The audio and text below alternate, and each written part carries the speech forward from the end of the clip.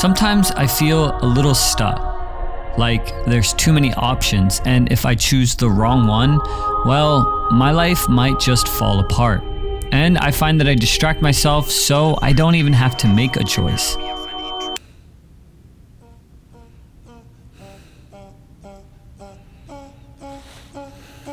My mornings look the same every day. Wake up at 7, do a little bit of exercise, make a yummy breakfast, eat an apple, and then my favorite part, having a cup of coffee. After that, I like to go for a walk where I can think of new ideas. And that's when it happens, every time. I start to question everything. Am I making the right decision? Do I really know what I'm doing? How will all of this come together? And my mind starts to race.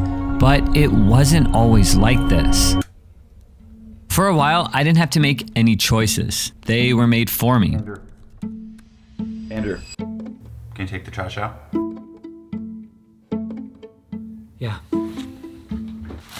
It's not that I didn't know what I was going to do, it's that others made all of my choices. All I had to do was listen. Until one day I realized I wanted to do something different. I picked up a camera for the first time in 2018. I had a fascination with images, mainly images that convey an emotion. I quickly realized that I didn't know how to take photos, but I went for it.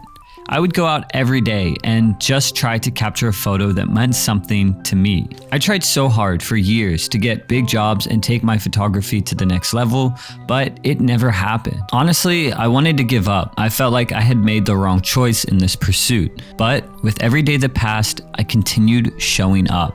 And 5 years after I picked up a camera for the first time, I was asked to shoot for Grammy Award-winning artist Daya. Grammy goes to Daya, Don't Let Me Down. And thank you.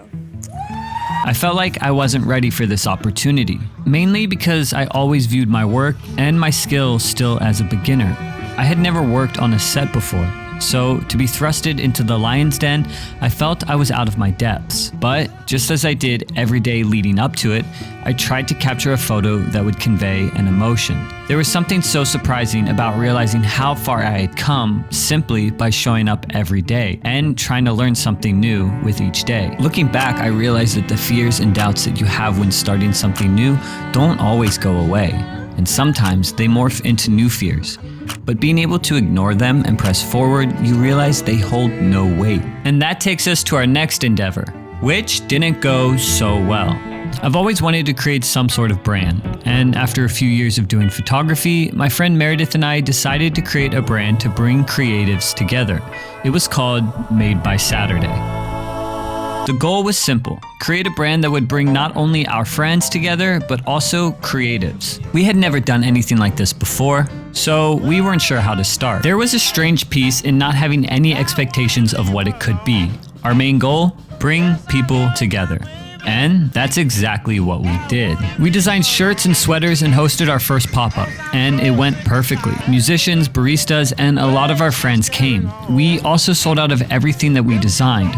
From there, me and Meredith were eager to get back to the drawing board, and that is where it all changed. You see, after our first pop-up, I had put an unrealistic expectation on myself. The feeling of being successful had polluted my thinking. I didn't want to be viewed anymore as a failure, which led me to play it safe. I found myself disagreeing with Mare on her ideas. I didn't want to do anything that was a maybe. It had to be perfect. I found that in the beginning stages of doing anything new, you'll be bad, and you need to be okay with that, because that allows you the freedom to explore and try new things. The lack of embracing that ultimately led to the end of Made by Saturday.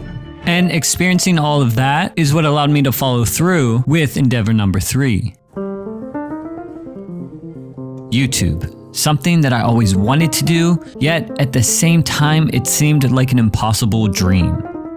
I was already editing for a YouTuber and I knew how to make videos, but anytime I clicked record to film myself, it seemed like I didn't know what I was doing. There's a harsh reality in starting new things. First, it's exciting, and then that excitement wears off really fast. You go through a process of uncertainty and fear, and it's easy to connect your identity with what you're doing. To everyone else, it was a cute little hobby. But to me, it was something more. It was something that I had to see through. I had grown tired of starting new things and never finishing them. I knew that this time it would have to be different. I would have to give a new level of focus. And that is where Brick comes in. Brick is a physical device that temporarily removes distracting apps. But how? First, you choose the apps you want to block, and then you brick your phone. This is different than the time limit feature on your phone because you can't just add more time. With Brick, if the physical device isn't with you, you can't open the app, which means I can use my phone more as a tool and less of a distraction. So what are you waiting for? Use the link in the description below to get 10% off your next purchase. And thank you, Brick, for sponsoring this video. Ultimately, the pursuit of these 3 things have taught me that you can't just wait around and keep wondering if you're making the right choice. A mentor of mine used to tell me, instead of hoping you're doing the right thing, make it the right thing. There was something so simple about that. I don't think any great inventor or artist started out with 100% confidence in their idea. And even as they pursued it, they probably encountered a lot of discouragement. I found that within all 3 of these pursuits, I had to deal with comparison in the early stages. I compare my day 1 to someone's day 1000, and I don't think that's very fair. I also found that I can't hold myself to expectations I can't control. For example, how people receive my art or my videos. I can only control the quality. So if there's 100 people like it or 100,000 people, it doesn't change the quality or the importance of the thing I did. So maybe using the fact you don't know how it'll all work out as a reason not to do it, maybe it's the very reason you should do it. I wanted to film this part because this is the reality of the process. Like, you're making something and you don't think it's great, but you just gotta keep moving forward, I guess. And I feel like we can watch videos like this and get really inspired and like, oh, I'm just gonna go do it. And it negates the reality of the emotions that you actually feel when you embark on that thing. I took footage of me writing. I kid you not, I'm literally writing this right now. And I just was like, is this even good? Like, what? I don't even know. And I feel like the script so far in the video is good, but now that I'm halfway through or whatever, I'm just like, what? Yeah, essentially the intro to my video, like, you start and then all of a sudden you hit something, and then in your mind you're just like, dude, I don't even know if this is good. And yeah, it was really hard. I feel like I put a lot of pressure on myself to make this video perfect because my last one did so well, and I didn't want to feel like I was taking a step back. I wanted to feel like I was progressing. And the whole time while making it, it was just like, no, the voices in my head of like, no, this isn't a good idea. This is dumb. This is bad. I realized I wanted to talk about that because you can watch a video like this and just be inspired to go do something, but that doesn't mean that those voices won't be there. Having the understanding of like, I'm gonna go through these like ebbs and flows, but if I can just remain consistent through it, the final product will be so worth it. So I'm like halfway through the video. I don't feel great about the video, to be honest. I'm just gonna keep making it, and hopefully by the time you're watching this part, you'll have seen the whole thing and think, dang, that was a good video, and I'm glad he stuck with it. So I said this in my last video as well, that for everyone that watches this video, only about 20% of people will make it to this part.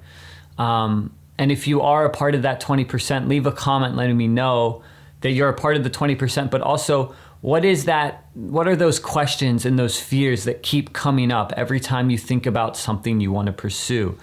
And maybe, I don't know, someone can read the comment and they've gone through that thing. They can tell you like, hey, it's that none of that is true, and you can make it through. But yeah, I don't know, guys. Hopefully by the time I'm done this, the video will be, I'm just rambling. I hope this video was good. Anyway, love you guys.